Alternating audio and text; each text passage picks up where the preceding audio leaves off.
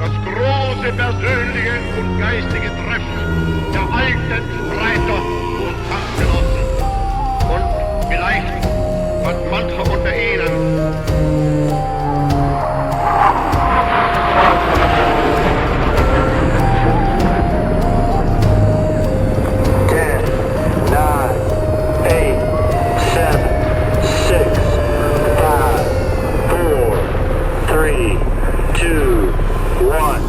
Bienvenidos a Archivos del Tiempo, podcast.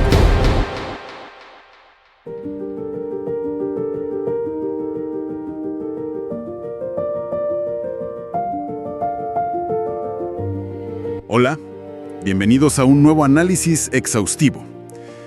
Hoy tenemos una verdadera sesión de estudio y la verdad, con una misión monumental por delante.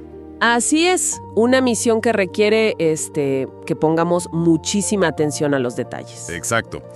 Vamos a desentrañar uno de los misterios políticos más grandes, más complejos y dramáticos de la historia humana. Hablamos de cómo y por qué colapsó la poderosa República Romana. Un sistema que, digamos, duró casi 500 años. No es un detalle menor. Para nada. Medio milenio de historia para terminar dando paso a un imperio autocrático. Y bueno, para armar este rompecabezas, hoy tenemos sobre la mesa un material fascinante. Sí, una pila de documentos súper variada. Tenemos investigaciones forenses modernas sobre el asesinato de Julio César, análisis bastante crudos sobre la maquinaria de propaganda de Augusto, la monumental obra La Revolución Romana de Ronald Sim, y estudios reveladores sobre cómo Roma se transformó en un estado-mundo. Es que es una historia de ambición, de sangre y manipulación. Parece sacada de un thriller político contemporáneo, pero es 100% real. Tal cual, y el formato de hoy será un debate profesional. Yo voy a ir planteando los temas, las dudas que siempre surgen, y tú nos vas a dar esa síntesis fría, el contexto mayor, analítico. Me parece perfecto. Es un periodo que define la civilización occidental, y lo interesante de contrastar todas estas perspectivas es que nos obligan a mirar más allá de la historia oficial. Claro, a rascar un poco la superficie. Exactamente. Nos permiten entender las verdaderas dinámicas de poder que estaban ocurriendo bajo esa superficie. Porque durante siglos la narrativa ha estado muy sesgada por los propios protagonistas de la época. Bueno, vamos a desempacar esto. Empecemos por la gran disputa inicial. Siempre nos han enseñado, desde la escuela, que la República cayó porque los romanos se volvieron corruptos. La famosa decadencia moral. Esa misma. La visión clásica impulsada por gigantes de la época como Cicerón y el historiador Salustio. Ellos nos pintan el final de la República como una espiral incontrolable de violencia y caos absoluto. Sí, un colapso de las buenas costumbres. Y Cicerón no paraba de quejarse de la pérdida del mos maiorum, estas virtudes tradicionales de la élite romana. Él veía a los políticos actuando como demagogos por puro interés personal. Y a ver, hay algo de cierto en ese caos visual, ¿no? Por supuesto que lo había. Que básicamente aterrorizaban a los votantes y paralizaban la ciudad. Es innegable que la violencia callejera era el pan de cada día. Pero esa visión clásica de la decadencia moral es, en esencia, comprar el discurso de una aristocracia que estaba perdiendo el control. O sea, un discurso a conveniencia. Totalmente. Historiadores modernos como Francisco Pina Polo o Keith Hopkins plantean una refutación estructural que es letal para el argumento de Cicerón. La crisis no fue una simple epidemia de mala conducta. Ni un olvido repentino de los valores, claro. Exacto. El problema de fondo era una inoperancia matemática e institucional. Roma seguía operando con el sistema político de una pequeña ciudad-estado de Lacio, con magistraturas anuales, asambleas urbanas. Pero ya no eran una ciudad pequeña. Para nada. Estaban intentando gobernar un imperio inmenso que abarcaba todo el Mediterráneo. Sus instituciones colapsaron bajo el peso de los territorios conquistados, los flujos masivos de esclavos, la riqueza desproporcionada y las exigencias de nuevas clases sociales que simplemente no tenían representación. Y es en medio de esa fractura institucional donde entra un punto de inflexión brutal, algo que cambió las reglas del juego para siempre en Roma. La privatización del ejército. Esa misma. Cayo Mario impulsa una reforma militar sin precedentes. Antes de él, pasábamos de tener un ejército tradicional compuesto por los Atsidui. Que eran los ciudadanos propietarios de tierras. Exacto. Hombres que se pagaban sus propias armas y volvían a sus granjas al terminar la campaña. Pero Mario los cambia por un ejército masivo de voluntarios proletarios, los capitesensi, ciudadanos que no tenían nada que perder. Y ese cambio, aunque fue vital y necesario en lo militar para enfrentar amenazas externas, fue una sentencia de muerte para la República en lo político. ¿Por qué exactamente? Porque al integrar a ciudadanos sin tierras, el ejército se profesionalizó y se convirtió en el único medio de supervivencia para miles de hombres. Y sus motivaciones sufrieron una mutación gigante. Los soldados dejaron de ser leales al Estado abstracto. Y pasaron a ser devotos de sus generales. Tal cual. Figuras como Sila, Pompeyo o el propio Julio César se convirtieron en benefactores absolutos. Eran los generales quienes garantizaban el sueldo, el botín de guerra y el reparto de tierras agrícolas al momento de la jubilación. Porque el Senado miraba para otro lado. El Senado no se hacía cargo de ellos.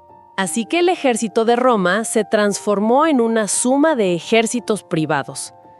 Sila fue el primero en demostrar la gravedad de esto cuando hizo lo impensable. Cruzó el límite sagrado de la ciudad, el Pomerium, y marchó sobre Roma con sus propias legiones para anular decisiones políticas por la fuerza. Es escalofriante pensarlo. Y frente a esta presión militar por un lado y la tremenda presión social por el otro, la respuesta de la nobilitas, la oligarquía, fue de una terquedad asombrosa. Se negaron rotundamente a ceder un solo centímetro de poder. No querían compartir el control con los grupos emergentes ni solucionar la crisis de los campesinos. Y cuando alguien intentaba hacer reformas desde adentro, la élite utilizaba herramientas legales oscuras, como el famoso Senatus Consultum Ultimo. ¿Una especie de estado de excepción o ley marcial? Sí, y lo usaron para masacrar a opositores políticos en las calles. El caso de los hermanos Graco es perfecto para ilustrar esto.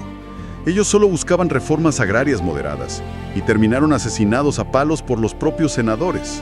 Y todo esto bajo la premisa solemne de salvar al Estado. Exacto, siempre la misma excusa. Cuando en realidad solo estaban salvando sus propios monopolios económicos y sus privilegios. Esa intransigencia cerró todas las vías de reforma pacífica. Cuando las instituciones pierden credibilidad y se atrincheran, se vuelven incapaces de dar respuesta a las crisis. Y ahí la violencia partidaria es casi una regla física. El descontento se acumula hasta que llega un hombre providencial, un líder carismático dispuesto a canalizar esa furia para demoler el viejo orden. Y eso nos lleva directo al centro de la tormenta, al enigma del hombre providencial por excelencia de esta historia, Julio César, la gran figura divisiva. ¿Fue un reformador populista incomprendido o un estratega suicida? César asciende en este clima irrespirable. Su estilo político buscaba siempre el favor de las masas, los populares, frente a la facción oligárquica de los optimates. Promoviendo leyes agrarias y ganándose al pueblo. Así es, y hay un detalle que cambia mucho la perspectiva. Cuando César finalmente cruza el río Rubicón e inicia la guerra civil contra Pompeyo y el Senado, su argumento principal no era una gran cruzada ideológica para salvar la República. No, para nada. Él argumentó la defensa de su propio honor personal, su dignitas. La alternativa era el exilio político, la humillación. Así que arrastró al mundo entero a la guerra civil simplemente por su reputación. Es que César es el paradigma del líder que comprende perfectamente las grietas de un sistema esclerótico. Su obra legislativa, posterior a la guerra civil, integró a estratos sociales que la vieja nobleza ignoraba. Otorgó deudas, perdonó deudas y hasta amplió el Senado para incluir a las élites de las provincias. Pero al mismo tiempo concentró todo el poder. Claro, se hizo nombrar dictador perpetuo. Y esa acumulación de poder absoluto era, por definición, incompatible con la existencia misma de la aristocracia senatorial. Fue esa humillación constante a los senadores tradicionales lo que desencadenó la conjura de los idus de marzo. Y aquí es donde la historia da un giro forense que parece de ciencia ficción. Hay una investigación moderna a cargo de Luciano Garofano, un coronel italiano, experto en criminología, que plantea una teoría asombrosa tras analizar la escena del crimen. ¿La teoría del asesinato orquestado? Esa. Según su perfilamiento, César no fue una víctima ingenua. Él habría orquestado su propio asesinato. La investigación destaca que César sufría de epilepsia, una enfermedad muy estigmatizada en la época, y sentía que su vigor se deterioraba rápido. Ajá. Actuando bajo un código casi mafioso, César despidió a su guardia personal española justo antes de ir al Senado. Sabiendo de los rumores de conspiración, se sacrificó de manera calculada al desprotegerse, forzando un final teatral. ¿Y con qué objetivo según esta teoría? Asegurar sin contratiempos que su joven sobrino adoptivo, Octaviano, heredara su fortuna y sus legiones, castigando la reputación de sus enemigos al dejar que lo masacraran a sangre fría. Lo fascinante aquí es cómo la evidencia histórica y el rigor académico desmontan por completo esa teoría forense, por muy cinematográfica que suene. ¿Verdad que la desarman rápido? Sí. Los historiadores clásicos rebaten la idea del suicidio asistido con hechos muy concretos. Primero, César tenía 54 años. Era una edad avanzada para la época, sí, pero mantenía un vigor envidiable. Estaba lleno de energía. De hecho, estaba a punto de partir en cuestión de días hacia una campaña militar gigantesca contra el Imperio Parto. Un plan logístico masivo que no encaja para nada con alguien que busca morir. Ese es un gran punto. Alguien a punto de suicidarse no organiza una invasión a gran escala. Segundo, su testamento nombraba como heredero principal a Octaviano, que en ese momento era un joven de 18 años, sin ninguna base de poder, sin experiencia militar, y que estaba estudiando en Grecia. No estaba listo para enfrentar a generales curtidos como Marco Antonio. Hubiera sido arrojarlo a los lobos. Exacto. Y el argumento más demoledor es la gran paradoja del testamento de César. Marco Bruto, uno de los líderes intelectuales del complot, aparecía como segundo en la línea de sucesión. Si César planeó su muerte para cimentar una dinastía limpia para Octaviano, jamás habría dejado a su asesino a un paso de heredar su fortuna y poder. Es una locura. Los asesinos de verdad pensaron que con 23 puñaladas borrarían el problema de raíz y la república florecería de nuevo al día siguiente. Pecaron de ingenuos. Muchísimo. Ese acto de tiranicidio tuvo un eco histórico muy distinto. Lejos de restaurar la república, fue el clavo final en su ataúd. Y es cautivador ver cómo las fuentes analizan el impacto de este acto siglos después, durante el Renacimiento. En la Florencia de los Médicis. Exactamente. Pensadores como Maquiavelo se obsesionaron con la figura de Bruto. Usaron el asesinato de César para legitimar el tiranicidio como el acto más puro de resistencia política. Veían la violencia contra un líder autoritario como una herramienta moralmente válida para salvar la libertad cívica. Es el ejemplo perfecto de la instrumentalización de la historia. Los renacentistas romantizaron a Bruto, pero omitieron la dura realidad del año 44 a.C. Omitieron el desastre que vino después. Los conjurades carecían por completo de un plan político para el día después del asesinato. Caminaron por Roma con las dagas ensangrentadas esperando vítores de la multitud y se encontraron con un silencio sepulcral. Nadie los aplaudió. Nadie. Subestimaron de forma catastrófica el apoyo popular masivo que tenía César y la devoción fanática de sus veteranos. El pueblo romano no aclamó a Bruto ni a Casio como libertadores, exigió venganza por el dictador muerto. Y ese inmenso vacío de poder, esa histeria colectiva, fue el trampolín perfecto para el verdadero arquitecto del imperio. Y así entramos en la era de Augusto. El joven Octaviano. Ese mismo chico de 18 años que mencionaste, sin experiencia aparente. Regresa a Roma y logra lo impensable. Triunfa donde generales legendarios fracasaron y construye un imperio autocrático sobre las cenizas de la República. ¿Cómo lo hace? Las investigaciones sobre su propaganda son alucinantes.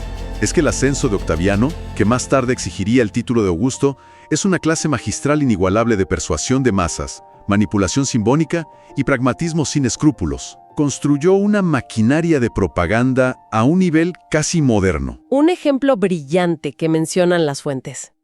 Poco después del asesinato de César, apareció un cometa en el cielo de Roma. El famoso Sidus Iulium. Ese. Augusto de inmediato capitalizó este fenómeno astronómico. Lo bautizó así y convenció a la población de que era el alma de César ascendiendo para tomar su lugar entre los dioses. Una jugada maestra. Al lograr que el Senado deificara a César, Augusto se transformó automáticamente en Divi Filius, el hijo de un dios. Esa ventaja psicológica era imbatible. Y además de eso, supo manejar sus guerras como nadie. Claro. Más adelante, cuando tuvo que librar la guerra civil definitiva por el poder absoluto contra su antiguo aliado, Marco Antonio, no la vendió como una lucha interna entre romanos. La disfrazó hábilmente como una cruzada patriótica. Una guerra de todo Occidente contra Oriente. Exacto, contra la decadencia moral de Oriente encarnada en Egipto y la reina Cleopatra. Aquí entra a la mesa una de las joyas de nuestra bibliografía de hoy. La Revolución Romana de Ronald Syme, publicada en 1939. Es increíble cómo un solo libro puede cambiar el rumbo de toda una disciplina académica. Un parteaguas absoluto. Antes de Syme, la historia oficial, muy influenciada por los poetas pagados por Augusto, como Virgilio u Horacio, pintaba al primer emperador como un magistrado benévolo, un pacificador que se sacrificó para restaurar el orden tradicional. Y Syme hace pedazos ese mito. Por completo.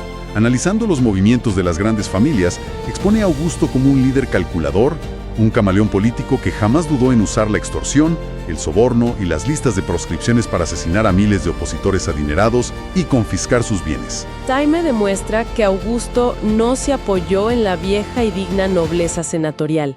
Él creó su propia élite. Llenó los espacios de poder con los novio homines. Los hombres nuevos, provenientes de los municipios italianos y las provincias, cuya única cualidad era una lealtad perruna incondicional hacia él. Syme establece una premisa política universal. Detrás de toda fachada constitucional o republicana, siempre opera una oligarquía. Siempre hay un grupo moviendo los hilos. Augusto fue un genio, porque entendió que no podía gobernar solo. Necesitaba organizar a un partido heterogéneo, pero implacable. Sustituyó a esa vieja aristocracia agotada por una burguesía militar fresca, dispuesta a cualquier cosa por mantener su nuevo estatus. Y la gran estafa, el golpe maestro, fue hacer todo esto bajo el eslogan oficial de «La República ha sido restaurada». Augusto vació las instituciones republicanas de todo poder real, pero conservó sus nombres y rituales para no ofender la tradición. Mantuvo el cascarón intacto. Aquí es donde se pone realmente interesante, porque el análisis conecta el trabajo de Syme con su propia época. Syme escribe esta obra magna en 1939, observando el ascenso de los fascismos en Europa, y el paralelismo con los regímenes totalitarios del siglo XX es innegable. Es muy evidente en las fuentes. El gobierno de Benito Mussolini en Italia intentó calcar la estrategia de legitimación de Augusto de forma casi obsesiva.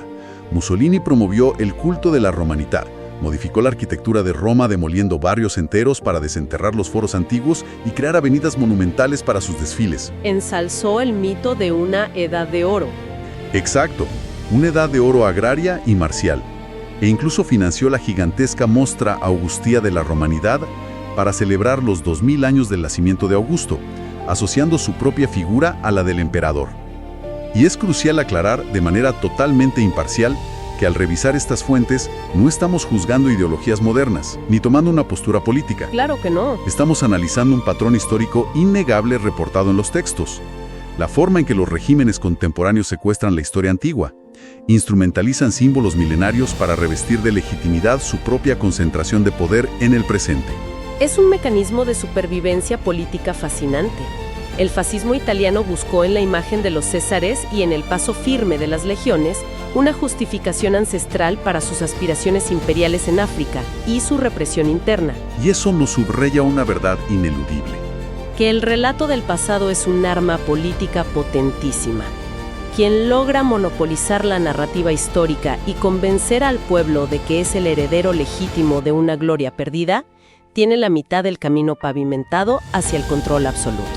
Con esa idea del poder estructural en mente, hablemos de una de las herramientas más sofisticadas que tuvo Roma, y que a menudo malinterpretamos por completo: el mito de la ciudadanía romana. Un tema clave. En la cultura popular, solemos imaginar que cuando Roma otorgaba la ciudadanía a un pueblo conquistado, era un regalo civilizatorio, un acto de magnanimidad para compartir los beneficios del derecho romano. Como si fuera un premio. Exacto.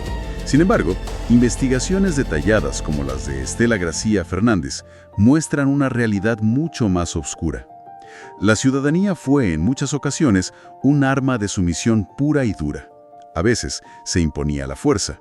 Un caso clarísimo que menciona es el de la ciudad de Tusculum en el Lacio. ¿No les dieron la ciudadanía por bondad? Para nada.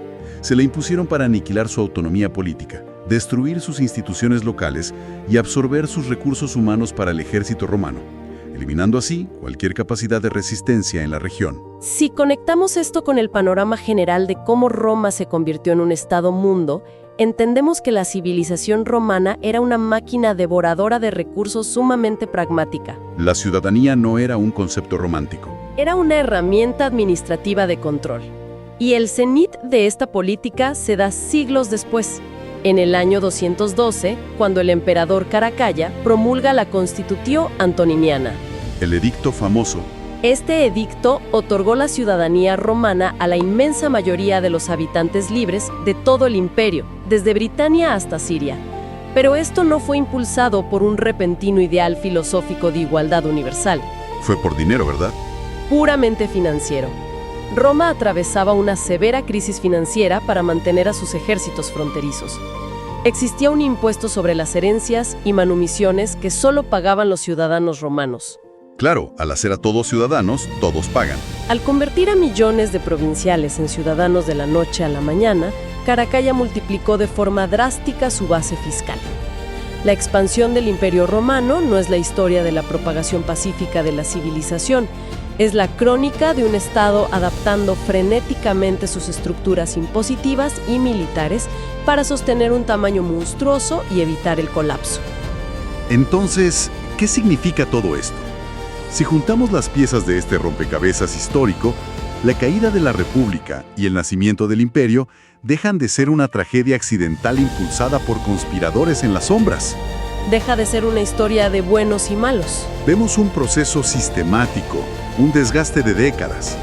Vemos el peligro letal de permitir que un ejército público se privatice por la desesperación material de sus soldados.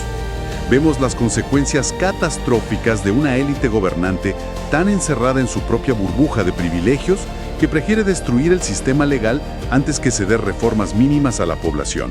Y presenciamos la letal efectividad de líderes carismáticos. Que logran capitalizar ese hartazgo. Figuras que, utilizando la violencia de las bandas, el soborno y una propaganda deslumbrante, convencen a una sociedad exhausta de entregar voluntariamente su libertad política a cambio de una promesa de orden, seguridad y pan. La reflexión crítica que surge de estos textos es de una vigencia que asusta. Nos advierte sobre el ciclo de vida de los sistemas representativos. Cuando las instituciones del Estado padecen de esclerosis, cuando se muestran incapaces de procesar su propio crecimiento o cierran los ojos frente a las inequidades y demandas de las nuevas clases sociales, se crea una falla tectónica. Y ese vacío no se queda vacío. Ese vacío institucional invariablemente es ocupado por fuerzas centrífugas, por figuras de corte autoritario que ofrecen soluciones pragmáticas, rápidas y que actúan al margen de los contrapesos legales. La verdadera lección es que la República no falleció repentinamente bajo las puñaladas de los idus de marzo. Había comenzado a morir décadas antes. El día en que sus instituciones dejaron de garantizar el bienestar común para convertirse en el botín exclusivo de facciones privadas en pugna, es una disección brillante de cómo muere un sistema desde adentro. Totalmente. Y para cerrar este análisis exhaustivo de hoy, hay una idea provocadora que flota sobre todo lo que hemos discutido. Si la historia antigua demuestra con tanta claridad que el preludio a la caída de una república se da en el preciso momento en que las Fuerzas Armadas o las bases ciudadanas trasladan su lealtad de las instituciones públicas hacia individuos carismáticos que prometen resolverles la vida, ¿vale la pena hacer un ejercicio de observación contemporánea? Un paralelismo inevitable.